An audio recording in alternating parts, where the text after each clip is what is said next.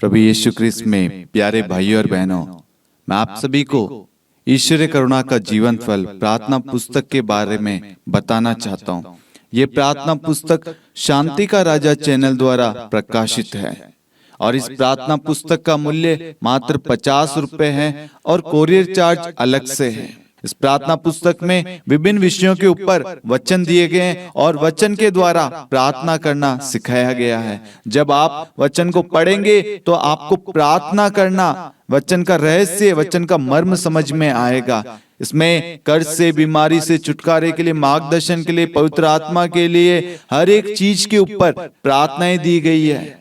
और आप जब प्रार्थना करेंगे तो आप प्रभु के साथ में एक हो जाएंगे। और हमारा एक ही उद्देश्य है, हर एक व्यक्ति प्रार्थना करना सीखे। प्रार्थना सब करते हैं, लेकिन बहुत सारे लोग वचन के द्वारा प्रार्थना नहीं करते। इसलिए मेरे प्यारे भाई और बहनों, इस प्रार्थना पुस्तक में हम वचन के द्वारा प्रार्थना कर रहे हैं ताकि हमारे शब्द नहीं, परमेश्वर का वचन वहां पर कार्य करे। इस प्रार्थना पुस्तक को आप अन्य लोगों के साथ भी शेयर करें, उनको भी बताएं। अपनी पल्लियों में, अपने डायसिस में आप इस प्रार्थना पुस्तक के बारे में बताएं।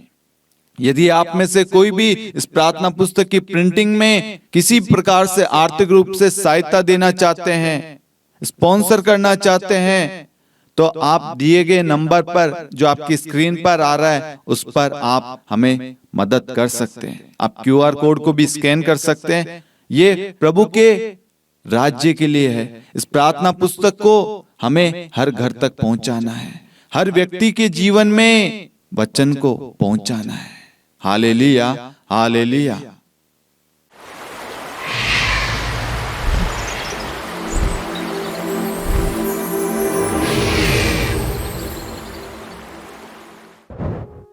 पिता और पुत्र और पवित्र आत्मा के नाम पर आमीन। सबों को जय यीशु। प्रभु यीशु क्रिस्त में प्यारे भाई और बहनों, आप सभी जानते हैं कि हम 40 काल में रोज एक वचन को लेकर मनन चिंतन कर रहे हैं और अपने आप को और अपने परिवार को तैयार करें एक पवित्र जीवन व्यतीत करने के लिए, एक पवित्र भरे मार्ग में बढ़ने के लिए, क्योंकि प्रभु पवित्र है और प्रभु चाहता है कि हम भी अपने समस्त आचरण में पवित्र बने। Hallelujah, hallelujah. आज हमारे मनन चिंतन का वचन है सुक्ति ग्रंथ अध्याय 28 वाक्यांश 13। प्रभु का वचन कहता है, जो अपने पाप छिपाता है वह उन्नति नहीं करेगा, जो उन्हें प्रकट कर छोड़ देता है उस पर दया की जाएगी। सबसे पहले इस वचन को अपने जीवन में अंगीकार कीजिए। ये वचन आपके लिए, मेरे लिए, हमारे लिए। प्रभु, यह आपका वचन इसी वक्त हमारे जीवन में पूरा हो जाए। इस वचन को हम ग्रहण करते हैं। प्रभु, हो सकता है हम अपने जीवन में जब हम पाप स्वीकार करने जाते हैं, कन्फेशन के लिए जाते हैं, कुछ पाप गुप्त रखते हैं, बयान नहीं कर पाते। उससे क्या हो रहा है? उससे जो ब्लेसिंग हमें मिलनी चाहिए ईश्वर की ओर से, वो नहीं मिल पाती है। मुझे अच्छे से याद है, पहले जब मैं पाप स्वीकार करता था तो कुछ पाप भूल जाता, याद नहीं रहता। लेकिन जब मैंने कन्फेशन की वैल्यू को समझा, उस संस्कार के बारे में जाना, उसकी पवित्रता, उसकी शक्ति के बारे में जाना, और तब से मैंने कोई पाप नहीं छुपाया। और ध्यान रखना, मैंने जैसे ही पाप एक्सेप्ट किया, पाप स्वीकार किया ना, मेरे जीवन में बहुत सारी ब्लेसिंगें आना शुरू हुआ। पहले बहुत सारी निराशा थी, लेकिन जैसे पाप स्वीकार किया, निराशा दूर हो गई। प्रभु की बहुत सारी कृपाएं मुझे मिलने लग गई। ये कैसे हुआ? ये मेरे पाप स्वीकार करने से हुआ। मैंने कोई भी पाप छुपाया नहीं। मैं हमेशा हर एक पापों को लिख कर जाता, चाहे छोटा हो चाहे बड़ा हो।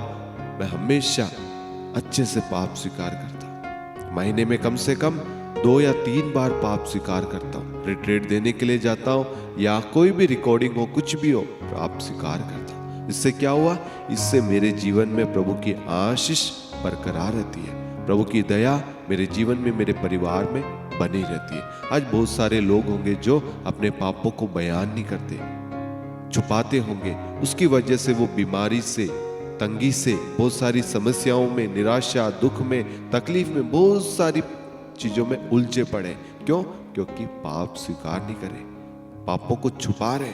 लेकिन आप उन सारे पापों को प्रभु को बताएंगे ना, तो प्रभु आपको आशीष देगा। आज प्रभु अपने वचन के द्वारा हमें समझा रहा है कि जो अपने पापों को स्वीकार करता है, उन्हें प्रकट कर छोड़ देता है, यानी प्रभु के समक्ष रखता है और उसके बाद में उस राह पर, उस मोड़ पर नहीं चलता है, तो प्रभु उस पर दया करता है। आज आप में हम सब प्रभु के सामने बोले कि प्रभु, आज से पहले मैंने आपके समक्ष प्रभु अपने पापों को छुपाया, पूर्ण रूप से पाप स्वीकार नहीं किया, छोटी छोटी चीजों को प्रभु अनदेखा कर दिया। प्रभु आज मैं एक अच्छा पाप स्वीकार कर सकूं, ऐसी कृपा मुझे देना प्रभु। और प्रभु मैं फिर उस पाप के मार्ग पर ना चलूं, ऐसी दया, ऐसी कृपा, ऐसा अनुग्रह, ऐसा आशीष मुझे प्रदान करना प्रभु। जितने भी लोग प्रभु वचन को सुन रहे हैं, उन सब पर इस वचन की शक्ति को उंडेल दीजिए। ये वचन उनके अंदर जाए और उन्हें एक अच्छा पश्चाताप करने की कृपा प्रदान करें। आमीन। Hallelujah, hallelujah. मेरे प्यारे भाई और बहनों, ईश्वर चाहता है कि हम एक अच्छा पाप स्वीकार करें, एक अच्छा पश्चाताप करें, ताकि हमारे जीवन में ईश्वर की दया, ईश्वर की कृपा, ईश्वर का अनुग्रह सदा सर्वदा बना रहे। जैसे हम कन्फेशन करेंगे, पाप स्वीकार करेंगे और उस पुराने मार्ग को छोड़ देंगे, आप देखना आपके परिवार में शांति, प्रेम, आनंद, उमंग, खुशियां, आपके परिवार में सबको अच्छा स्वास्थ्य मिलेगा।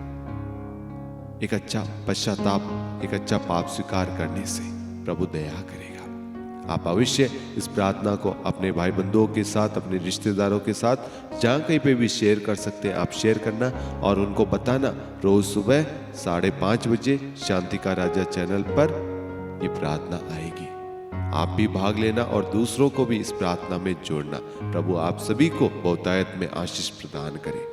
पिता और पुत्र और पवित्र आत्मा के नाम पर आमीन। सबों को जय यीशु। God bless you.